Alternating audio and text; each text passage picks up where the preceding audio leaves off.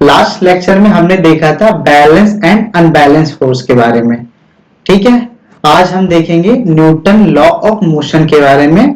तो देखते हैं Newton law of motion. Newton ने 3 लॉ दिए थे, Newton first law of motion, Newton second law of motion, Newton third law of motion. तो चलिए सबसे पहले हम लोग डिटेल में पढ़ते हैं Newton first law of motion के बारे में। ठीक है, तो चलिए हेडिंग डालते हैं Newton first law of motion. चलिए, तो देखिए Newton first law of motion को समझने के लिए हमें उसकी हिस्ट्री में जाना पड़ेगा। ये लॉ कहां से आया, न्यूटन साइंटिस्ट ने ऐसा क्या देखा जो इन्होंने लॉ दे दिया ये फर्स्ट लॉ ऑफ मोशन। तो आज से करीबन 2000 साल पहले, 2000 ईयर पहले एक साइंटिस्ट हुए थे एरिस्टोटल। तो उन्होंने एक थ्योरी दी थी मोशन पे। उन्होंने ऑब्जर्व किया था जैसे फुटबॉल ये ठहरी हुई है, इसको सिर्फ हम ऐसे खड़े होकर इसको सिर्फ ऐसे देखे जा रहे हैं, तो ना फुटबॉल बढ़ रही है, ना राइट जा रही है, ना लेफ्ट जा रही है, वहीं पे रुकी हुई है। ठीक है, ये ऑब्जर्वेशन की उन्होंने।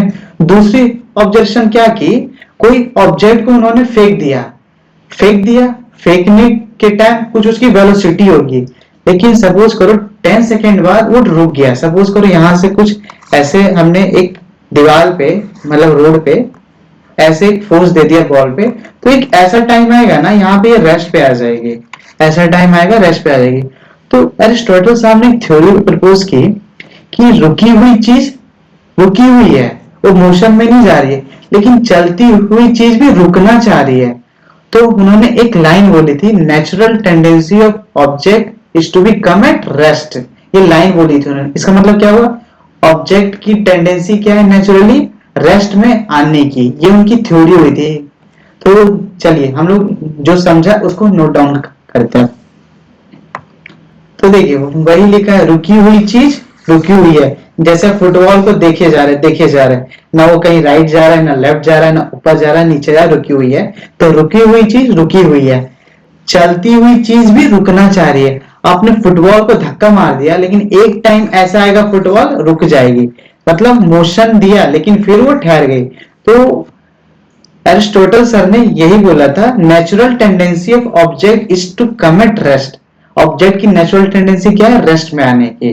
ठीक है, और उन्होंने एक बात और बोली थी, किसी भी चीज को यूनिफॉर्म वेलोसिटी से चलाते हैं तो वहां पे फोर्स की जरूरत नहीं पड़ती।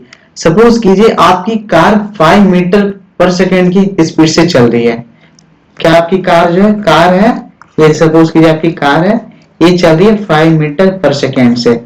आपको कोई फोर्स नहीं, एक्सटर्नल फोर्स नहीं लगाना होगा, कांस्टेंट स्पीड से चलती जाएगी। ये उन्होंने ऑब्जर्व किया था। किसी भी यूनिफॉर्म चीज पे हम लोग एक्सटर्नल फोर्स की जरूरत नहीं होती है उसको यूनिफॉर्म चलाने के लिए। यहां तक आपको समझ में आया, नोट डाउन कीजिए। तो देखिए यहाँ एरिस्टोटल साइंटिस्ट ने अपनी थ्योरी दे दी। थ्योरी क्या समझा, रुकी हुई चीज रुकी हुई है, चलती हुई चीज भी रुकना चाह रही है। यहां तक समझ गए।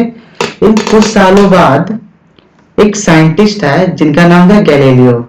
गैलीलियो ने उनकी थ्योरी गलत प्रूफ कर दी। देखते हैं कैसे गलत प्रूफ की। सपोज कीजिए एक इंक्लाइंड प्लेन है, वहां पर हमने बॉल को रिलीज कर दिया रेस्ट। तो अकॉर्डिंग टू एरिस्टोटल बॉल यहीं पे रुकी हुई रहनी चाहिए थी, लेकिन एक हम लोग देखा होगा किसी भी इंक्लाइंड प्लेन से, जैसे ये इंक्लाइंड प्लेन है, यहाँ से हमने बॉल को छोड़ा तो बॉल यहाँ रुकेगी थोड़ी, बॉल यहाँ क्या लेगी, सरकते सरकते वेलोसिटी बढ़ते बढ़ते बढ़ते बढ़ते जहां तक इंक्लाइन होगा वहां तक चली जाएगी। तो यहाँ पे एरिस्टोटल हो गए गलत है। एरिस्टोटल ने क्या बोला था, रुकी हुई चीज रुकी हुई रहेगी, लेकिन देखो यहाँ देखो रुकी हुई चीज चली और स्पीड ज्यादा होके चली। जैसे यहाँ 0 मीटर पर सेकेंड है, यहाँ 2 मीटर पर सेकेंड है, 3 मीटर 4 मीटर बढ़ते हुए जाएगा। एक और केस देखा उन्होंने जहां उनको कंफ्यूजन कर दिया। एरिस्टोटल सही भी है और गलत भी है। देखिए एक केस ये देखा, एक फुटबॉल लिया उन्होंने और लात मारी, फुटबॉल को लात मारी उन्होंने, तो कुछ टाइम बाद आया फुटबॉल ठहर गई। तो उन्होंने सोचा इस केस में तो एरिस्टोटल सही आ रहा है, इस केस में गलत आ रहा है, तो मैं थ्योरी कैसे दूं। देखो थ्योरी देने के लिए उनके पास पूरी तरह से एक्सप्लेनेशन होना चाहिए था कि ये वाला केस उनका सही आ रहा है, ये वाला केस गलत हो रहा है, ऐसा क्यों हो रहा है। तो इसे समझने के लिए उन्होंने 3 एक्सपेरिमेंट किए, वो देखते हैं हम लोग एक्सपेरिमेंट क्या है। तो देखिए पहला एक्सपेरिमेंट था, ये जो पहला एक्सपेरिमेंट उन्होंने देखिए ऐसे इंक्लाइन प्लेन बनाया और यहाँ से बॉल को छोड़ दिया। बॉल को छोड़ने के बाद उन्होंने ऑब्जर्व किया जो ये सरफेस है और ये स्मूथ सरफेस है, स्मूथ सरफेस है, बहुत स्मूथ है, मतलब फ्रिक्शन ना के बराबर है इसमें, ठीक है, फ्रिक्शन ना के बराबर है। तो वही जो यहाँ पे देखा इन्होंने, ये बॉल को छोड़ने के बाद ये बॉल चलते चलते यहाँ पे आ गई।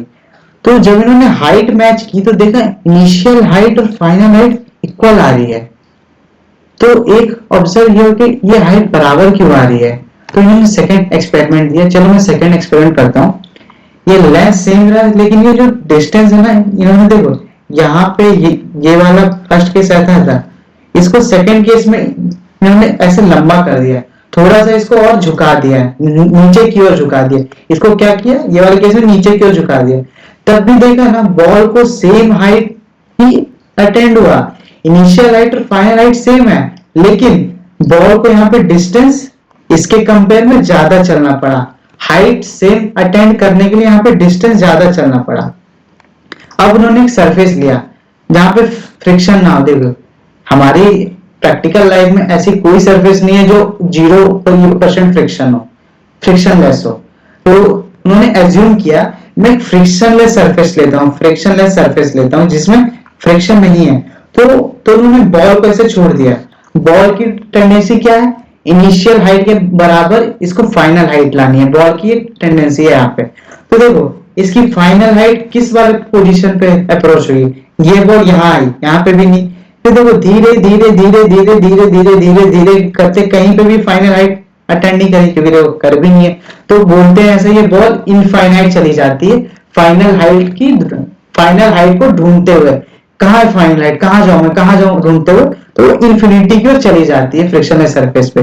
तो यहां से उन्होंने कंक्लूजन निकाला, देखते हैं कंक्लूजन क्या है। तो देखिए Galileo arrived at new sight that state of rest and state of uniform motion मतलब uniform with constant velocity, constant velocity. तो देखिए इसका मतलब क्या बोला, यदि कोई ऑब्जेक्ट ठहरा हुआ है और कोई ऑब्जेक्ट यूनिफॉर्म मोशन मतलब 5 मीटर पर सेकंड की स्पीड से चल रहा है, सपोज करो वो कांस्टेंट चल रहा है, अभी 5 मीटर पर सेकंड है, 2 सेकंड बाद भी 5 मीटर पर सेकंड, 3 सेकंड बाद भी 5 मीटर पर सेकंड चलते जा रहा है। तो गैलीलियो ने बोला ये दोनों इक्विवेलेंट है, सेम नहीं है, इक्विवेलेंट बोला उसने। इक्विवेलेंट का मतलब क्या हुआ, इसमें भी रेस्ट वाले में भी एक्सटर्नल फोर्स की जरूरत नहीं है और यूनिफॉर्म मोशन वाले में भी एक्सटर्नल फोर्स की जरूरत नहीं है उसको यूनिफॉर्म चलाने के लिए, इसीलिए उसने क्या बोला, इक्विवेलेंट बोला। चलो यहां तक समझ में आ गया होगा। अब बढ़ते आगे, क्या लिखा इसने, in the both cases there is no net force acting on a body. देखा हमने, समझा, दोनों में एक्सटर्नल फोर्स नहीं है, ठीक है। तो it is incorrect to assume that the net force acting on a body in uniform motion. तो हमें ये गलत, जो देखो यहाँ पे हम लोग बोल सकते हैं ये एज्यूम करना गलत है हमारे लिए कि कोई बॉडी को यूनिफॉर्म मोशन में चलाने के लिए हमें एक्सटर्नल फोर्स की जरूरत पड़ रही है, ये एज्यूम करना गलत है। फिर क्या बोलते हैं, to maintain a body in uniform motion we need to apply a external force to counter the frictional force. तो देखिए ये कार चल रही है 5 मीटर पर सेकंड से रोड पे क्या होता है, फ्रिक्शन होता है, फ्रिक्शन होता है। तो हम लोग इस पे फोर्स लगा रहे हैं, 5 मीटर पर सेकंड पे ही फोर्स लगा रहे हैं, लेकिन उतना ही फोर्स लगा रहे हैं, कांस्टेंट फोर्स लगा रहे हैं जो फ्रिक्शनल फोर्स को कैंसिल कर पाए, फ्रिक्शनल फोर्स को कैंसिल कर दे। फ्रिक्शनल फोर्स उसके मोशन के अपोजिट लग रहा है, जैसे ये कार चल रही है, ये कार चल रही है, इसके टायर पे फोर्स इधर लग रहा होगा, तो हम लोग इतना ही फोर्स देंगे इस कार पे जो फ्रिक्शनल फोर्स कैंसिल हो जाए। वही उन्होंने ऑब्जर्व किया, to maintain a body in uniform motion we need to apply a force so that to force sum up to zero net external force. तो जो कार पे एक्सटर्नल फोर्स क्या हो जाए, जीरो हो जाए।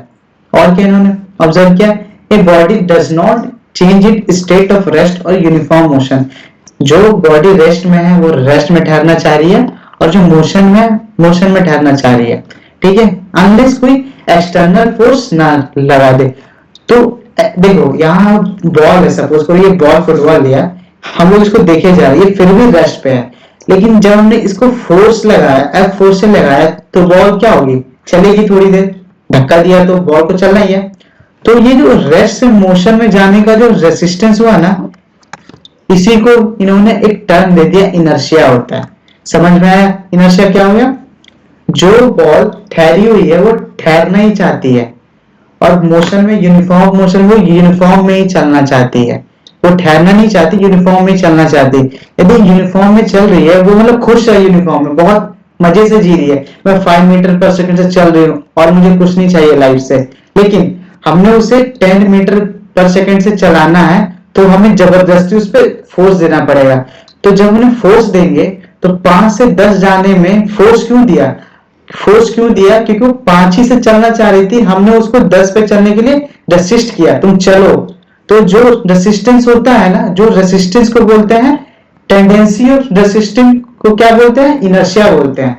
तो इनर्शिया का सिंपल सा समझते क्या होता है? ऑब्जेक्ट जो रेस्ट में है, रेस्ट में रहना चाहती है, जो चल रहा है चलती हुई रहना चाहती है। समझ में आया इनर्शिया क्या होता है?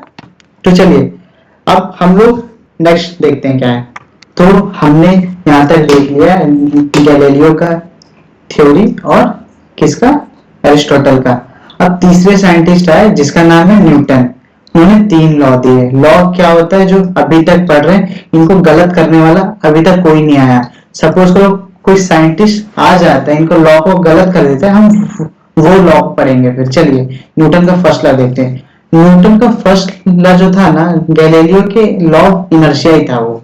तो हम देखते हैं क्या होता है। देखिए न्यूटन का फर्स्ट लॉ क्या है, तो देखिए first law state that object is either remain at rest और continue to move at constant velocity.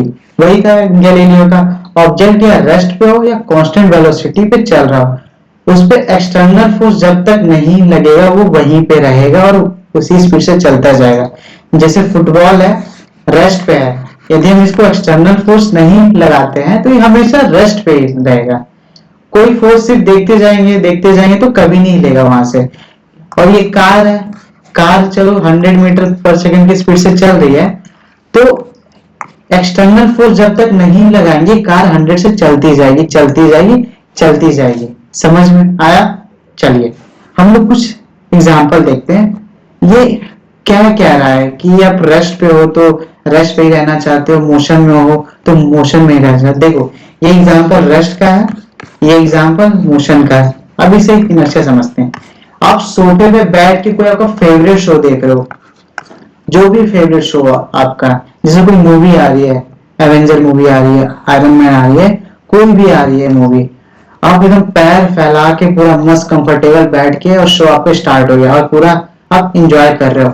आपकी इधर से आई मम्मी, बोल दिया सोने का टाइम हो गया राजू, बेड पे जाओ। लेकिन आपका मन क्या है? पैर फैला के मूवी देखने का। मम्मी ने कर दिया टीवी बंद, टीवी बंद, तो आपने क्या किया? पैर समेटा, लो लो फील करके उठ गए। लेकिन आपकी टेंडेंसी क्या थी? बैठ के टीवी देखने की थी। तो बैठ के टीवी देखने के बाद जो आप खड़े हुए तो थोड़ा सा जोर पड़ा आपके बॉडी में, आपकी टेंडेंसी क्या थी? कंफर्टेबल होके देखने में। ठीक है, तो वही जो रेसिस्ट हुआ आपका मोशन, आप पहले रेस्ट पे थे फिर खड़े हो गए, जो बीच में जो रेसिस्टेंस आया ना, इसी टेंडेंसी को क्या बोलते हैं? इनर्शिया बोलते हैं। ये हो गया रेस्ट का एग्जांपल। अब देखते हैं मोशन का एग्जांपल। सपोज कीजिए कार एक चल रही है 10 मीटर पर सेकंड से, ये कार चल रही है, यहाँ पे कार चल रही है। कार पे कौन बैठा है? जिराफ बैठा है। जनरली तो कार पे जिराफ बैठता नहीं है, हमने एग्जांपल ले लिया जिराफ बैठा है, क्योंकि जो उसकी गर्दन है दिखती है हमें, बड़ी सी गर्दन है। तो ठीक है, तो यदि कार की स्पीड 10 मीटर पर सेकेंड है, तो बताइए जिराफ की स्पीड कितनी होगी? वेरी गुड, 10 मीटर पर सेकेंड जिराफ की भी होगी। बहुत सही। तो देखो कार आप लोग को दिख रहा होगा, एक यहाँ वॉल है, वॉल से आके टकरा गई, मतलब वॉल ने इस पे एक्सटर्नल फोर्स लगाया और कार को रोक दिया। कार 10 मीटर से चल रही थी, वॉल सामने आ गई, वॉल ने कार को रोक दिया, वॉल ने कार को रोक दिया। तो लेकिन वॉल ने फोर्स किस पे लगाया? कार पे लगाया। देखो बॉल वॉल और कार का कांटेक्ट हुआ, लेकिन जिराफ पे कांटेक्ट नहीं हुआ वॉल का, मतलब जिराफ पे कोई फोर्स नहीं आया, तो मतलब जिराफ की टेंडेंसी अभी भी क्या है, 10 मीटर पर सेकेंड से चले हुए, इसी कारण वो टकराने के बाद भी वो ऐसे कर गई आगे मूव। समझ में आया क्यों ये होता है मूव? क्योंकि उस पर कोई एक्सटर्नल फोर्स लगा ही नहीं ना, दीवार पे लगा एक्सटर्नल फोर्स, जिराफ उसके अंदर था। ठीक है, अब हम देखते हैं नेक्स्ट स्लाइड क्या है अपना। जहां तक हमने देखा, हम लोग रेस्ट पे थे तो रेस्ट पे रहना चाह रहे थे, मोशन में जा रहे तो मोशन में रहना चाह रहे थे। यदि हमको रेस्ट पे मोशन में लाना होगा, एक्सटर्नल फोर्स देना पड़ेगा, मोशन में या रेस्ट में लाना होगा तो एक्सटर्नल फोर्स देना पड़ेगा। यहाँ तक समझ में आया? अब चलिए लिखते हैं इनर्शिया की डेफिनेशन, लिख लेते हैं। चलिए नोट डाउन कीजिए इनर्शिया की डेफिनेशन क्या लिखे। Inertia is the resistance of any physical object to any its velocity, this include change to the object speed और डायरेक्शन ऑफ मोशन। ठीक है, ये डेफिनेशन होगी इनर्शिया को। अब हम लोग इनर्शिया को और समझते हैं एग्जांपल के थ्रू क्या होता है। देखिए आपके पास दो पत्थर, ये पत्थर 1 है, ये पत्थर 2 है। चलिए कॉमन सेंस से आप लोगों को पता चल रहा होगा, पत्थर 1 को उठाने में हमें ज्यादा ताकत का, सपोज कीजिए यहाँ 200 न्यूटन का फोर्स लगेगा इसको उठाने में, इसको 50 न्यूटन का फोर्स लगेगा। तो देखिए हम लोग ऐसे बोल सकते हैं ना, 200 न्यूटन बोल रहा है, नहीं नहीं नहीं मुझे उठना ही नहीं है, उठना ही नहीं है, मतलब वो ज्यादा रेसिस्ट कर रहा है रेस्ट में रहने के लिए। तो हम लोग ऐसे बोल सकते हैं कि उसका इनर्शिया ज्यादा है, कि वो ज्यादा रेसिस्ट कर रहा है कि मैं यहीं पे रहूंगा तो यहीं पे रहूंगा, जाऊंगा नहीं। और छोटा वाला भी बोल रहा है नहीं नहीं नहीं, लेकिन वो छोटा सा है और छोटा सा रेसिस्ट कर रहा है, तो हम उसको उठा के ऐसे फेंक देते हैं, वही है। तो हम इसको ऐसे बोल सकते हैं क्या, जिसका मास ज्यादा इनर्शिया ज्यादा, क्योंकि देखो बड़े मास वाला रेसिस्ट कर रहा था, नहीं मैं रुकूंगा तो यहीं रुकूंगा, मैं उठूंगा नहीं। छोटा वाले भी रेसिस्ट कर रहा था, लेकिन बड़े वाले के कंपेयर से कम रेसिस्ट कर रहा था। तो हम लोग ये जनरली बोल सकते हैं more the mass more the inertia. ठीक है, मतलब इनर्शिया मास पे डिपेंड करता है, जितना भारी मास होगा उतना भारी उतना ज्यादा इनर्शिया होगा। ठीक है, समझ में आया? नोट डाउन कीजिए यहां तक। ठीक, चलिए तो चलिए हम और एग्जांपल्स समझते हैं इनर्शिया। चलिए हम और एग्जाम्पल देखते हैं इनर्शिया का क्या होता है। ये आपको दिख रहा होगा फर्स्ट डायग्राम में, हमने एक ग्लास लिया और एक पेपर रखा और कॉइन को ऐसे खींचा, तो आपने देखा होगा पेपर के साथ कॉइन नहीं आया, कॉइन गिर गया ग्लास में। अरे ये कैसे हुआ, पेपर के साथ उसको आना चाहिए था ना, लेकिन नहीं। यहाँ पे देखिए इनर्शिया काम करेगा कैसे। जैसे ये बताइए, पहले दोनों ये या डायग्राम बनाते हैं, ये ग्लास था और यहाँ पे पेपर था और ये कॉइन था, हमारा ये हाथ है, यहाँ हाथ है। ये बताइए हमारा हाथ किस पे फोर्स लगा रहा है, पेपर पे या कॉइन पे? आप बोलेंगे पेपर पे। तो देखिए कॉइन पे कोई फोर्स नहीं लग रहा, तो पेपर और कॉइन की अभी इनिशियली टेंडेंसी क्या है, मैं वहीं पे रहूं। लेकिन हमने पेपर को जबरदस्ती खींच लिया, तेजी से खींच लिया, तो पेपर पे तो एक्सटर्नल फोर्स लग गया, मतलब वो तो बाहर आ गया वहां से। लेकिन कॉइन पे एक्सटर्नल फोर्स नहीं लगा एक्सटर्नल फोर्स, तो गिर गया, वो ग्लास में गिर गया। इसलिए ये आपने जादू देखा होगा करते हुए, पेपर खींचता हो तो नीचे गिर जाता है। समझ में आया? और देखिए यहाँ पे बच्चों को एक और डाउट आता है कि हम यदि पेपर को ऐसे धीरे धीरे अपनी ओर खींचेंगे तो फिर वो कॉइन जो होगा ग्लास में ही गिरेगा? नहीं। जब आप देखिए धीरे जब खींचते हैं इसको, तो जो उसका फोर्स होता है ना, ये और जो कॉइन और पेपर के बीच में जो फ्रिक्शन होता है वो उससे कम होता है, इसलिए वो पेपर के साथ आ जाता है। ठीक है, समझ में आया आपको? देखिए डायग्राम से समझते हैं। जैसे एक पेपर है, ये हमारा हाथ है, ठीक है, यहाँ पे कॉइन है। आपने पेपर को इधर खींचा, धीरे स्लो खींचा, तो देखो स्लो खींचा तो ये पेपर जाना चाह रहा होगा, इधर जाना चाह रहा होगा धीरे धीरे, लेकिन इसमें फ्रिक्शन लगा हुआ, तो फ्रिक्शन ज्यादा है खींचने के फोर्स से, इसी कारण ये जब धीरे धीरे खींचेंगे तो उसके साथ आ जाएगा। क्या आ जाएगा? उसके साथ आ जाएगा। समझ में आया आपको? तो देखते हैं हम लोग नेक्स्ट एग्जांपल। जैसे हमने प्रीवियस, आपको याद होगा, कार में जिराफ बैठा हुआ था और कार उसके आगे आ गई, तो जिराफ का सिर क्या हुआ था, ये जिराफ का सिर था ऐसे जा रहा था, ऐसे हो गया था। सपोज कीजिए आप कार में बैठे हुए, और देखिए कार में क्या होती है, सीट बेल्ट होती है। क्यों होती है? जिसने कार बनाई है ना, तो उसने लॉ ऑफ इनर्शिया पढ़ा है, उसने ये सोच के सीट बेल्ट बनाई है। आप 100 किलोमीटर की स्पीड से जा रहे हैं, ये कार में आप है, आपका सर है, इससे जा रहे हैं, आपको ब्रेक लगाने की जरूरत होगी ना। तो देखो कार पे तो फोर्स लग गया, किसका लग गया, ब्रेक का। कार तो ठहर गई, लेकिन आपकी बॉडी पे कोई फोर्स लगाने के होना चाहिए ना। जैसे कार पे ब्रेक होता है उसको रोकने के लिए, सीट बेल्ट आपको रोकने के लिए होता है। यदि सीट बेल्ट नहीं होता तो आप कितने की स्पीड से कार के बाहर हो जाते, 100 किलोमीटर पर आवर की स्पीड से बाहर हो जाते हैं, तो आपको चोट आती है बहुत सारी। तो चलिए समझते हैं।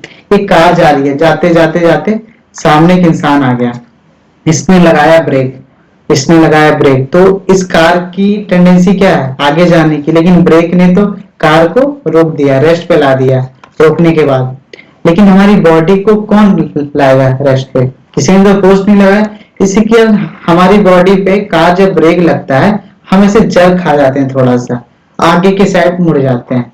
यही होता है, इनर्शिया के कारण होता है। आप देखिए एक और एग्जांपल लेते हैं। जैसे बस है ये, आप बस में ऐसे खड़े हुए हैं, यहाँ पे ऐसे खड़े हुए हैं, और जो बस ड्राइवर चल रहा है, सपोज कीजिए ये बस रेस्ट पे है और बस ड्राइवर ने तेजी से उसको एक एक्सीलेटर पे पैर दबा दिया। तो आपने देखा होगा ना, आपकी बॉडी ऐसे पीछे जाती है। क्यों जाती है पीछे, पहले बोलिए। बस रेस्ट पे थी बस, तो आपकी टेंडेंसी क्या थी, आप रेस्ट पे ही रहे, रुके रहे। बस की भी टेंडेंसी क्या थी, रेस्ट पे ही रहे। लेकिन बस को उसने जबरदस्ती चला दिया, एक्सीलरेटर पे पैर दे दिया, तो उसको जबरदस्ती चला दिया, एक फोर्स दे दिया बस पे। ऐसा मानिए बस पे हमने एक ऐसा फोर्स लगा दिया जिसने बस को ला दिया मोशन में। लेकिन हमारी बॉडी पे तो किसी ने फोर्स नहीं दिया है कि वो मोशन में है। इसी कारण वो रेस्ट में रहने के लिए बॉडी ऐसा फील होता है कि वो पीछे जाती है, इसलिए।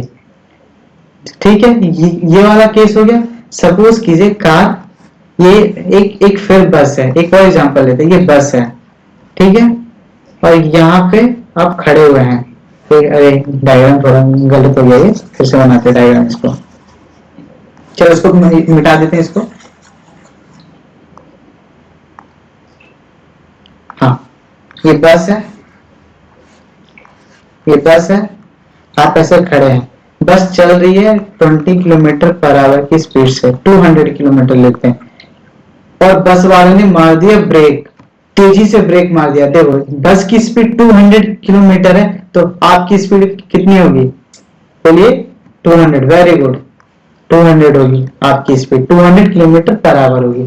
तो देखिए बस को मारा ब्रेक, बस को तो रोकने के लिए उसके ब्रेक ने एक्सटर्नल फोर्स की तरह उस पर काम कर दिया, लेकिन हमारी बॉडी को रोकने के लिए बस पे कोई एक्सटर्नल फोर्स है नहीं है। इसी कारण हम लोग मोशन में रहने के लिए, हमारी बॉडी क्या चाह रही है, हम मोशन में रहे, इसी कारण हम लोग आगे के साइड थोड़ा झुक जाते हैं। क्या हो जाते हैं, झुक जाते हैं। इसी कारण जब ब्रेक लगता है तो हमारी बॉडी आगे की साइड से झुक जाती है। समझ में आया? और जब कार स्टार्ट होती है तो हम लोग पीछे के साइड ऐसे जाते हैं। यहाँ तक समझ में आया आप लोगों को? लॉ ऑफ इनर्शिया का फीलिंग आ गया होगा। अब कुछ एग्जांपल और देखते हैं हमारी डेली लाइफ के। जैसे देखिए, आपने देखा होगा एक घर में कपड़े होते हैं जिसमें धूल जम जाती है। तो ये बताइए, धूल निकालने के लिए हम लोग क्या करते हैं? या उसे पानी से वॉश कर देते हैं, या हम ऐसे उसको झाड़ते हैं। झाड़ते इन द सेंस, आपको डायग्राम में दिख रहा होगा, कपड़े को ऐसे सेट करते हैं कि धूल साइड हो जाए। इसमें भी क्या है, लॉ ऑफ इनर्शिया है। कैसे है समझिए। सपोज कीजिए ये हमारा कपड़ा था, स्टार्टिंग में यहाँ पे धूल ऐसी जमी हुई थी। क्या थी, धूल जमी हुई थी। आपने जब कपड़े को, देखिए फोर्स किस पे लगाया, धूल पे नहीं लगाया, कपड़े पे लगाया, तो मोशन में कौन आएगा, यहाँ पे कपड़ा आएगा। तो देखिए कपड़ा मोशन में होके ऐसा आ गया, टेढ़ा मेढ़ा हो गया। तो देखिए कपड़ा तो चला गया टेढ़ा मेढ़ा होके आगे, लेकिन धूल रुक गई यहीं पे। क्योंकि धूल पे तो फोर्स ही नहीं लगा, तो धूल तो वहीं पे रहेगी ना। धूल की टेंडेंसी क्या है, रेस्ट पे रहने की। समझ में आया? तो देखो, कपड़ा तो फोर्स, हमारे हाथ से फोर्स लगाने के बाद चला गया वो आगे, लेकिन धूल रुक गया यहीं पे। इसीलिए बोलते हैं कपड़े को ऐसे झाड़ने से धूल बाहर आ जाती है। समझ में आया? एग्जाम्पल वैसे देखिए, ये 4 लोग हैं, एक कपड़े को लेके ऐसे से हिला रहे हैं, तो बहुत सारी धूल बाहर आ रही है। क्यों? यदि कपड़ा ऐसे ऐसे हो रहा है तो जो धूल यहाँ पे होगी ये बाहर आ जाएगी, फिर फिर इधर वाली धूल बाहर आ जाएगी। ऐसे से करके लॉ ऑफ इनर्शिया इस पे काम करता है। अब दूसरा एग्जाम्पल देखते हैं। जैसे ये लड़की है, यहाँ पे इसने कूदा, दिख रहा होगा कूदने के टाइम पे ये जो ब्लैक वाला जो ये बना हुआ है रबर से, देखो कूदने के टाइम पे रबर वाला नीचे गया, पर ये जो कलर्स आपको दिख रहा है ना, कलर्स वहीं पे रहे। क्यों? हम कूदे हैं रबर पे, पर कलर्स की टेंडेंसी क्या थी, रेस्ट पे रहने की। हमने फोर्स किस पे लगाया है, ब्लैक वाले जो ये बेल्ट बिछी हुई है गद्देदार, इस पे फोर्स लगाया है। लेकिन जो कलर्स थे उसकी टेंडेंसी क्या थी, रेस्ट पे रहे। और जब तक एक्सटर्नल फोर्स नहीं लगेगा तो कलर्स क्या ठहरना चाहेंगे, रेस्ट पे रहना चाहेंगे। इसी कारण आपको दिख रहा होगा ये ब्लैक वाला जो बेल्ट है वो चला गया नीचे, उस पर पैरों का फोर्स लगा, बट कलर्स देखिए हवा में दिख रहा होगा, देखिए हवा में दिख रहा होगा। देखिए यही देखिए एग्जाम्पल है इनर्शिया का। चलिए, जहां तक आपको समझ में आ गया होगा इनर्शिया क्या होता है। देखिए बच्चों, यहां तक हमने देख लिया इनर्शिया क्या होता है, और Newton first law he law of inertia है। यहां तक हमने समझ लिया। एक हम जैसे देसी लैंग्वेज में बोलना हो गया, इनर्शिया को किसी को समझाना हो गया, तो हम क्या बोलेंगे देसी लैंग्वेज में, बोलिए। हाँ, सही बोला आपने। जो चीज रुकी हुई है रुकी हुई रहेगी, जो चीज चल रही है चलती हुई रहेगी, जब तक उसमें कोई एक्सटर्नल फोर्स उसको आकर डिस्टर्ब नहीं करेगा। ठीक है, वही होता है इनर्शिया का सिंपल सा फॉर्म है। और देखिए हमने जो एग्जांपल किए, बस जब हम बैठे रहते हैं तो बस ब्रेक मारती है तो हम आगे क्यों बढ़ जाते हैं, और बस जब चलती है तो पीछे क्यों हो जाते हैं, और कपड़े को ऐसे करने पे धूल क्यों बाहर आती है, ये सब देखा हमने। तो देखिए इनर्शिया का जितना भी कंसेप्ट था आज हमने देख लिया। हम लोग आगे पढ़ेंगे न्यूटन का सेकेंड लॉ। न्यूटन और सेकेंड लॉ को क्या बोलते हैं, Newton second law of motion. ठीक है, समझ में आया ये? यहाँ तक हमने देख लिया इनर्शिया के बारे में।